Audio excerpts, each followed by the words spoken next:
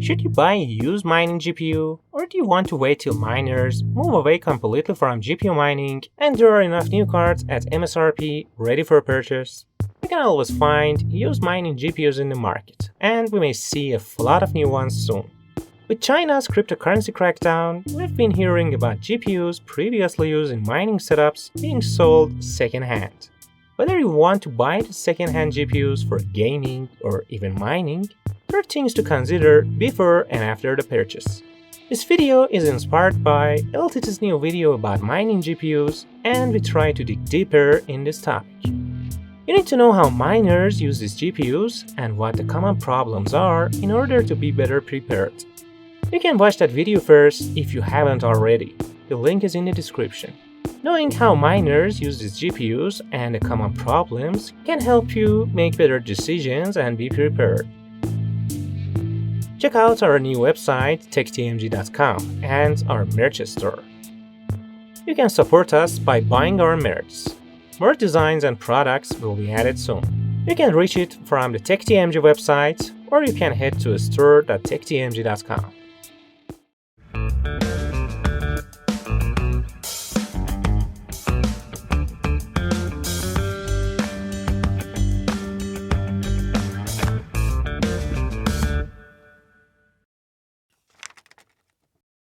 If you think all miners have tidy, data center-like environments with HVACs, totally dust-free and temperature-controlled, you're wrong big time.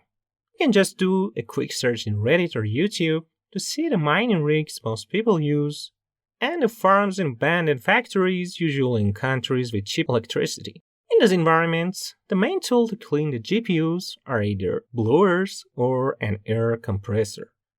And they do it once the cards reach temperatures higher than the norm, usually above 80 degrees. They have some staffs to monitor the rigs and the mining console, and when they see high temperatures while the fans are spinning at 100%, they know that something is wrong with the fans or the air cooling, or the card is totally dusty. They usually blow compressed air to the card while it is on to avoid any downtime. Dust, temperature, and humidity. Miners don't do a total cleanup by detaching the fans and the heatsink and using brushes, because it is a time-consuming job when you have thousands of them around. The warranty stickers on the bolts shouldn't be scratched because they know that at some point in the future they want to resell the cards and buy a new one with a better hash rate. Dust and humidity results in layers of dirt forming on top of the heatsink blades and other components like the VRMs.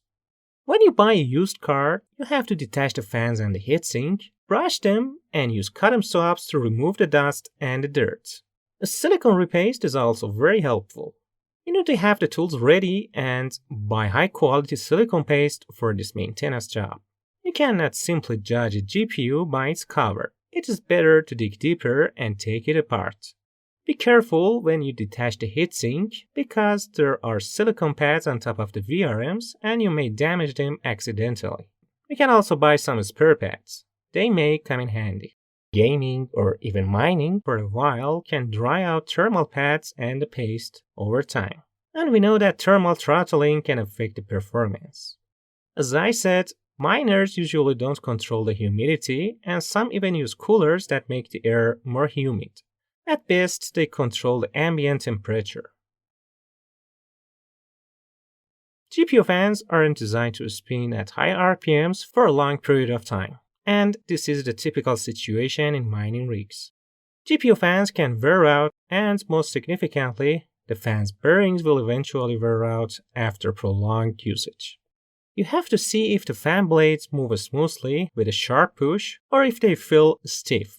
If it is stiff, then the bearings are probably gone. If the blades are very loose and they can be tilted, the problem is either a worn out bearing or a shaft with reduced diameter because of shrinking. A faulty fan is also noisier when it is on and can't cool down the GPU effectively, even when the heatsink is totally clean and the silicone paste is new. It is better to check the availability and the cost of new fans before buying a second-hand mining GPU, because sometimes you have to replace them, rather than fixing them with some lubricants temporarily, especially the ones that are on top of the main compute unit. These fans are sourced from China and some are quite costly because of the high demand. Ordering them directly from Chinese websites like AliExpress can be a time-consuming task with the current supply chain and shipping problems. Some fans are easy to replace and you can swap them individually, but there are a lot of GPUs with fans attached to one connector. Changing them individually requires cutting the wires and soldering a new one. Because of the temperature difference between mining during the day and night, especially in the summer, and the fact that mining GPUs work 24/7 at full load, there is a higher stress on the graphic card's PCB, and the ones without an adequate backplate are usually bent.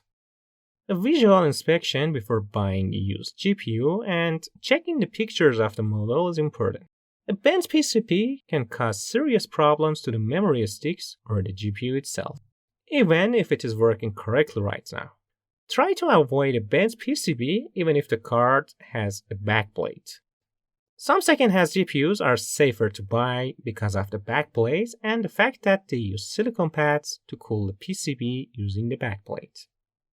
You have to know a few details about how miners change the configuration of the cards. They usually try to undervolt and underclock the GPU while increasing the frequency of the memory. This is how they get a better hash rate. Most hashing algorithms embrace a fast and overclocked memory. Because of this, the memory chips get very hot. They are not usually connected to the heatsink, and this makes the PCB hot. This is why graphic cards with backplates and pads on the memories are always better, especially if you buy them secondhand. Besides increasing the frequency of the memory, miners try to change the timing of the memory too. They use BIOS editors to change the parameters of the card. Hopefully, nowadays most GPUs have dual BIOS. Most of the sellers also revert the original BIOS before selling the GPU, but you may receive one with a modified BIOS. Drivers usually detect a modified BIOS and don't let you continue the installation because the checksums are different. You can download the original BIOS ROM file and flash it to the BIOS. There are other YouTube videos that teach you how to do that if it is needed. Besides the software flashing method, a faulty BIOS can be fixed with a hardware programmer. Using a CH341A module, you can flash the BIOS file to a brick ROM chip. Another common problem with the mining GPUs is the voltage fluctuation and the noise on the power line. In mining farms, hundreds or thousands of switching power supplies are connected to the mains. They create a shitload of switching noise. The mains voltage drops, and the stability is low because most farms employ a DIY and unprofessional cabling and power management. The power supplies are not always the top-tier models with active PFC and line regulation. Most of the power supplies are not designed for mining, and the ones that are designed for mining in China are not very well engineered or do not use high-quality components. All these result in more stress on GPU VRMs. Voltage drops on the 12-volt rail can lead to higher current draw, and the fluctuations can lead to magnetic flux changes in the inductor core. The lifespan of these components will become shorter for sure. Power supplies also get dirty and dusty, their fans get defective, and their lifespans drop significantly with mining. Their performance can be affected. As a result, the 12-volt voltage will not be fully regulated under transient loads. During the miner software startup, GPUs and CPU take a lot of power for a few minutes to generate the required files and temp data. The fans ramp up suddenly. If you have a lot of miners starting simultaneously, you can blow a fuse. A lot of miners incorporate random delays in their configs to start or restart the miners after a fault situation or connection problems. But the power spikes can still lead to voltage drops. If you take a GPU board apart, there is not any visual indication of damaged components. But the problem can be there and it can be detected only using professional equipment. One of the best tests to evaluate a second-half GPU is the mining itself. If you can mine a crypto using the GPU for a few hours, without a drastic hash rate drop, high temperature, or mining software freeze up, the GPU should be good enough for gaming and other tasks. If you see error messages in the mining software, high temperatures, and hear fan roars, you have a GPU in hand that wasn't well maintained.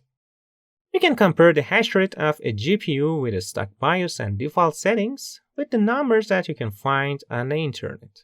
These hash rates are easy to find. If it is off the stated hash rate by a tiny margin, it is not a problem. Different memory chips on the graphic cards result in different hash rates for an identical model.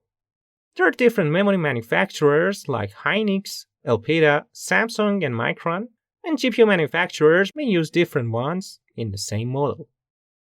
You can also ask the seller to send you some pictures or a video of the hash rate info while mining a crypto like Ethereum after a few hours of mining. Miners report GPU freeze-ups more frequently and rapidly after a few years of mining. They use scripts to monitor the GPUs and restart the mining rigs when they freeze up. They can identify the GPUs that hang more often, and after an inspection and cleanup, if the problem is still there, they try to sell and replace it. So, the conclusion. High temperature swings, high or even very low humidity, and voltage fluctuations can lower the lifespan of electronic components.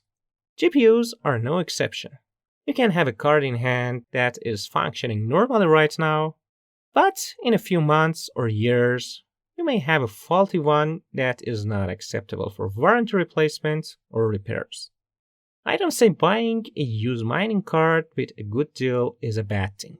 It all depends on your price, your use case, your preparedness for the inspections and repairs, and your luck. With the current GPU shortages, supply chain and shipping problems, and greedy scalpers, a used GPU may be your best shot. Try to hook a good model that looks okay. Do the inspection and cleaning and count on your luck. Mining does not damage a card as long as the conditions are closely monitored and controlled by the miners. That's it for now. Tell us your opinion about used GPUs and mining cards in the comment section. Will you buy a used one with the right price? Or do you rather wait and buy one out of the shelf? Don't forget to subscribe for tech debates like this one.